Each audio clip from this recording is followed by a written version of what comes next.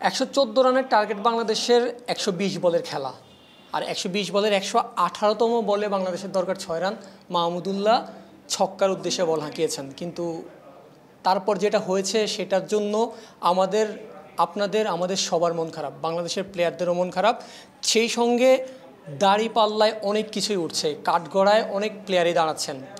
মানে কোথায় বাংলাদেশের সবচেয়ে বড় ভুলটা হচ্ছে, কোন প্লেয়ার সবচেয়ে বেশি কাঠগড়ায় দাঁড়াচ্ছেন সবচেয়ে ভারীভাবে? কারণ 114 রানের টার্গেটের ম্যাচ বাংলাদেশ জিততে পারেনি। একটা সময় বাংলাদেশ খুব ভালো অবস্থানে ছিল পাওয়ার প্লেতে, যেখানে সাউথ আফ্রিকার 4টা উইকেট গেছে, সেখানে বাংলাদেশ 1টা উইকেট মাত্র হারিয়েছে।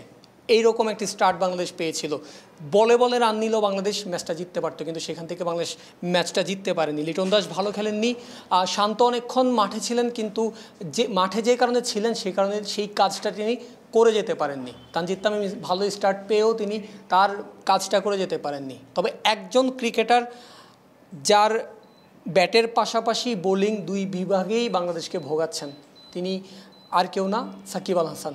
এই ম্যাচের জন্য কাঠগড়ায় দাঁড়ানো সবচেয়ে বড় প্লেয়ার, অথবা যেই প্লেয়ারের নাম সবার আগে আসবে, তিনি সাকিব আল হাসান। 6 মিনিট তিনি আজকে ক্রিজে ছিলেন ব্যাটিং করতে নেমে। 4 নম্বরে ব্যাট করেছেন। গতকালের তুলনায় কিংবা সাম্প্রতিক যেভাবে তিনি ব্যাটিং করেন সেই তুলনায় তিনি আজকে অনেক আগেই ব্যাট করতে এসেছেন। উদ্দেশ্য কি? অফকোর্স বুঝতে পারছেন, বাংলাদেশকে ম্যাচ জেতানো। সাকিবের যেই অভিজ্ঞতা, সবগুলো বিশ্বকাপ তিনি খেলছেন এখন পর্যন্ত, মানে টি-20 ক্রিকেটের ইতিহাসের একটা বিশ্বকাপও নাই যেখানে সাকিব আল হাসান খেলেন নেই। দুইজন ক্রিকেটার আছেন মাত্র এই টোটাল টুর্নামেন্টে, তার মধ্যে একজন সাকিব আল হাসান। তার সেই অভিজ্ঞতাটাই বাংলাদেশ আজকে কাজে লাগাতে চেয়েছিল, সাকিব নিজেও হয়তো কাজে লাগাতে চেয়েছিলেন, সেজন্যই তিনি আজকে শুরুতে নেমেছেন। বাংলাদেশ পাওয়ার প্লের পরের বলেই, মানে 6 ওভারের শেষে 7ম ওভারের প্রথম বলে বাংলাদেশ উইকেট হারায়। 29 রানে উইকেট হারানোর পর সাকিব আল হাসান ব্যাটিং করতে নামেন। 6 মিনিট তিনি ক্রিজে ছিলেন, বল খেলেছেন। সাকিব 4টা বল খেলেছেন, 3 রান করে তিনি আউট হয়েছেন। তার স্ট্রাইক রেট তো তার আইকনিক জার্সি নাম্বারের নাম্বার, 75 স্ট্রাইক রেটে তিনি আউট হয়েছেন। এই যে সাকিবের আউট, এই আউটটা আপনি হয়তো মনে হতে পারে যে সাকিব খুব কম বল খেলে আউট হয়েছেন, সেভাবে এটা খুব বেশি বল তো তিনি নষ্ট করেননি, কারণ 120 বলে 114 রানের খেলা। কিন্তু সাকিবের যেই দায়িত্বটা নেওয়ার দরকার ছিল, যেই টাইমটাতে সাকিবের সবচেয়ে বেশি দায়িত্ব নেওয়ার দরকার ছিল, অন্তত মাহমুদুল্লাহর সাথে অথবা শান্তর সাথে তার যে জুটিটা গড়ার দরকার ছিল, যে জুটি গড়ে তাকে তার এগিয়ে যাওয়ার দরকার ছিল, সেখানে তিনি ব্যর্থ হয়েছেন। এই ব্যর্থ তিনি গত ম্যাচেও হয়েছেন শ্রীলঙ্কার বিপক্ষে। সেম টাইপের একটা ম্যাচ বাংলাদেশ খেলেছে ডালাসে, 125 রানের টার্গেটের ম্যাচ, 120 বলে। সেই ম্যাচটাও সাকিব আল হাসান শেষ করে আসতে পারেননি। সেদিন তিনি 13 থেকে 14টা বল খেলেছেন, তাও 10-10-এর নিচে তিনি রান করে আউট হয়েছেন। আজকে যদি সাকিবের বোলিংয়ের দিকে আমরা যদি তাকাই, একটা ওভার মাত্র তিনি করতে পেরেছেন। 1 ওভার পরে তাকে আর বোলিংয়ে আনা হয়নি, অন্য বোলাররা নিজেদের কোটা শেষ করে ফেলেছেন। এমনকি একটা সময় মনেও হয়েছিল যে হয়তো বা সাকিবকে কি ডেথে বোলিংয়ে আনা হয় কিনা, কিন্তু সেখানেও সাকিবকে আনা হয়নি। ডেথে সাকিবের জায়গায় স্পিন আনা হয়েছে রিশাদ হোসেনকে আনিয়েছেন, তিনি চমৎকার কাজ করেছেন, উইকেটও এনে দিয়েছেন।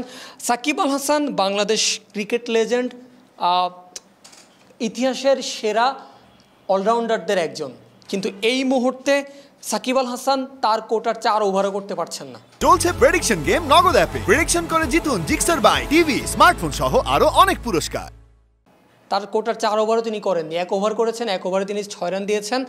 তবে যেইখানে তিনি আজকে নিজের সেরা ফর্মটা, কথায় আছে একটা কথা কিন্তু খুব বেশি প্রচলিত, অথবা খুব বেশি যেই প্রমাণ সাকিব আগে দিয়েছেন, যে সাকিব যদি বোলিংয়ে খারাপ করেন সাকিব ব্যাটিং করে পুষিয়ে দেন, সাকিব যদি ব্যাটিংয়ে খারাপ করেন সাকিব বোলিং করে পুষিয়ে দেন।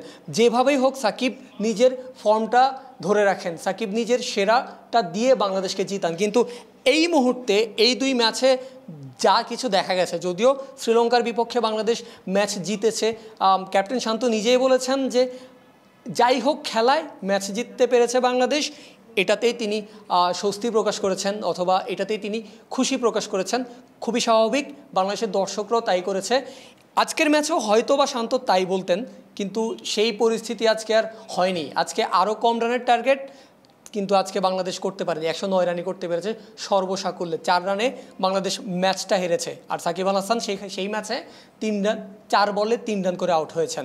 আগের ম্যাচের দিকে যদি আমরা তাকাই, সাকিব 125 রানের ম্যাচে সাকিব বল হাতে রান দিয়েছেন, 3 ওভার করেছেন। গত ম্যাচেও সাকিব তার কোটার 4 ওভার তিনি করতে পারেননি, তিনি 3 ওভার করেছেন, 3 ওভারে তিনি 30 রান দিয়েছেন 10 এভারেজে, মানে প্রত্যেক ওভারে তিনি 10 রান করে দিয়েছেন গড়ে। সাকিব লাস্ট সেই ম্যাচে সাকিব একমাত্র বোলার ছিলেন দুই টিমের যার 1 ওভারে 4টা বাউন্ডারি কনসিভ করেছেন, একমাত্র বোলার। আর কোনো বোলার 4টা বাউন্ডারি 1 ওভারে কনসিভ করেনি। সাকিবের যেই ইকোনমি রেট ছিল, সেই ইকোনমি তো বাংলাদেশের বোলারদের তুলনায় সবচেয়ে বেশি খরচে ওভার তিনি করেছেন, সবচেয়ে বেশি রান তিনি বিলিয়েছেন।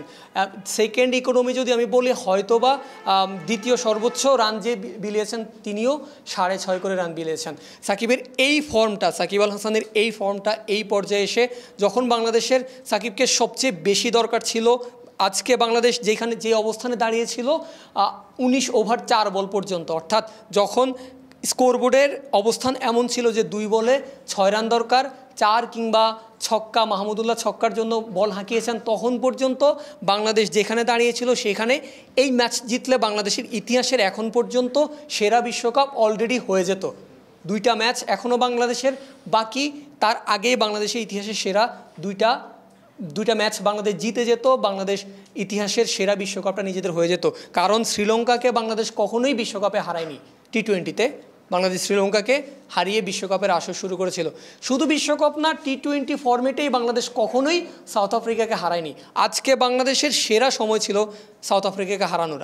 আর মানে জয় থেকে বাংলাদেশ হয়তোবা 1 ইঞ্চি 1/2 ইঞ্চি দূরে ছিল।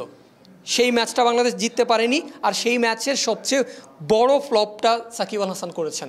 আমি জানি না সাকিব আল হাসান এখন কি ফিল করছেন, তবে এইটা নিশ্চিত সাকিব খুব ভালো ফিল করার কথা না। কারণ আমি জানি না সাকিব কি নিজে পারবেন, নিজেকে এই ইনিংসের জন্য সাকিব নিজেকে ক্ষমা করতে পারবেন কি না। কারণ যেখানে সাকিব আল হাসানের দায়িত্বটা সবচেয়ে বেশি নেওয়া প্রয়োজন ছিল, সেখানেই তিনি ব্যর্থ হয়েছেন। আর এই ব্যর্থতা আজকের না, এই ব্যর্থতা তিনি সাম্প্রতিকটা যে ফর্ম, যে ইন্টারন্যাশনাল টি20 ক্রিকেটে যখন তিনি ফিরেছেন, সেই এক ইনিংসে তার বোলিং ছাড়া জিম্বাবুয়ের বিরুদ্ধে প্রথম ম্যাচে যখন তিনি কামব্যাক করেছেন, মিরপুরে 4 উইকেট ছাড়া এখন পর্যন্ত ব্যাটে বলে কোনো জায়গাতেই তিনি কিছু করতে পারেননি।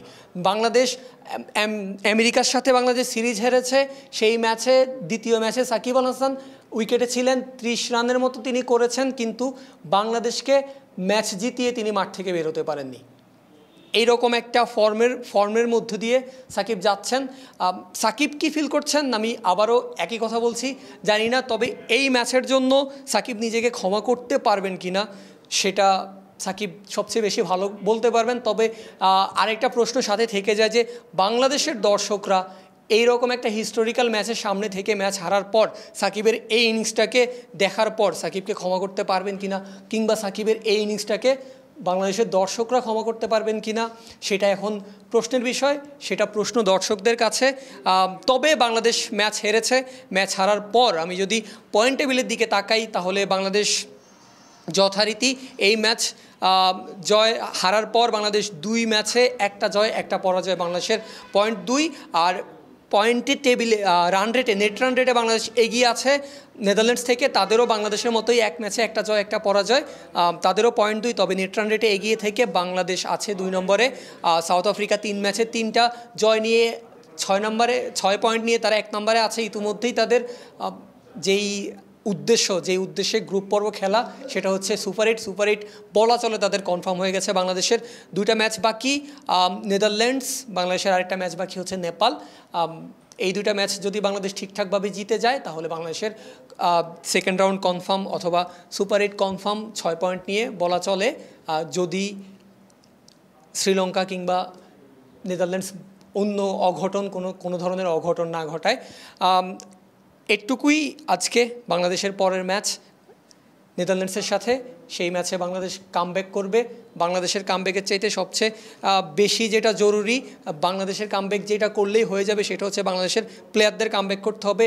বল হাতে তাসকিন, তানজিম সাকিব বলছি আমি, সাকিব আল হাসান না, তাসকিন, তানজিম সাকিব, রিশাদ, মাহমুদুল্লাহরা যেভাবে বল করছেন, সেভাবে সাকিব আল হাসান বল হাতে ফিরে আসবেন।